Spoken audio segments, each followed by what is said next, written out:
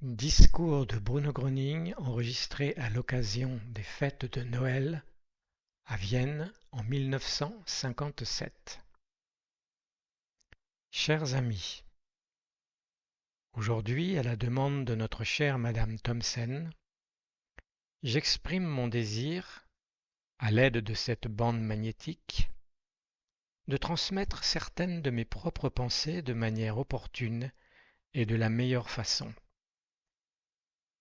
Elle m'a sincèrement interrogé à ce sujet. Pour ce Noël, je ne pourrai pas être personnellement parmi vous.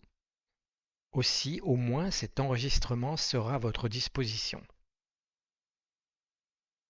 Son désir sincère était qu'ainsi je puisse prononcer ces paroles pour que je vous montre à nouveau clairement le chemin. Madame Thomsen a dit qu'elle serait heureuse que cet enregistrement puisse être écouté en entier à ce jour et à cette heure. On remarque, il s'agit de l'heure de la réunion du groupe local de Bruno Gröning de Vienne. De cette façon sera enregistré ce que j'exprime moi-même. La pensée de Madame Thomsen est tout à fait sensée car ce petit appareil peut toujours être à votre disposition et ainsi vous pouvez entendre plusieurs petites pensées d'une petite personne. Oui, mes amis, ne soyez pas surpris, je ne cherche pas à être génial, et je ne reste pour chacun que le petit Gröning. Et je ne veux pas que, ayant choisi ce chemin, vous pensiez que cela vient de moi. Non, cela vient de Dieu. Et maintenant, je ne vais plus tarder à aborder le sujet dont je veux vous parler aujourd'hui, Noël.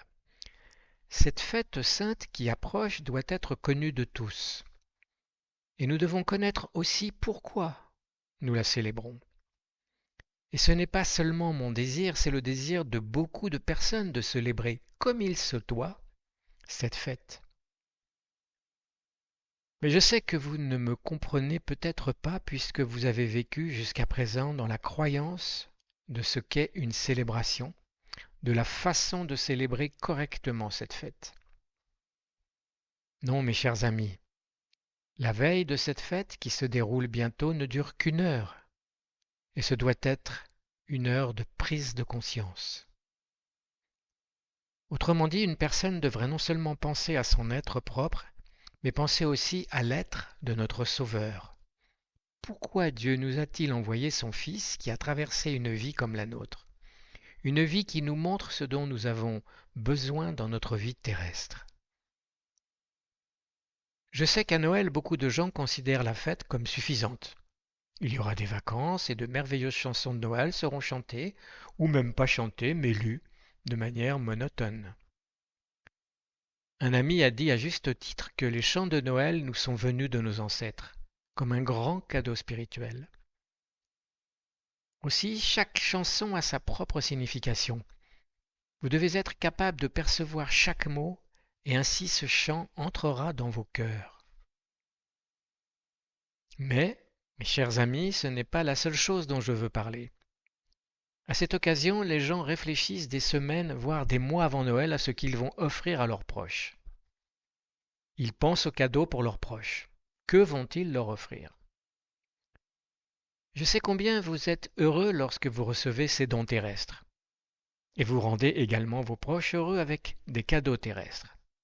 Mais, mes chers amis, nous ne devons pas sous-estimer l'immense don divin. Le Seigneur nous a donné plus qu'un simple don terrestre. Et nous devons donc en savoir beaucoup sur ce sujet. Et nous devons comprendre qui est Dieu pour nous et ce que nous sommes pour Dieu. Le don que nous a fait le Seigneur peut vraiment être appelé surnaturel car il nous a envoyé son Fils unique qui nous a montré le chemin sur lequel nous devons marcher. Fin de l'extrait numéro 1.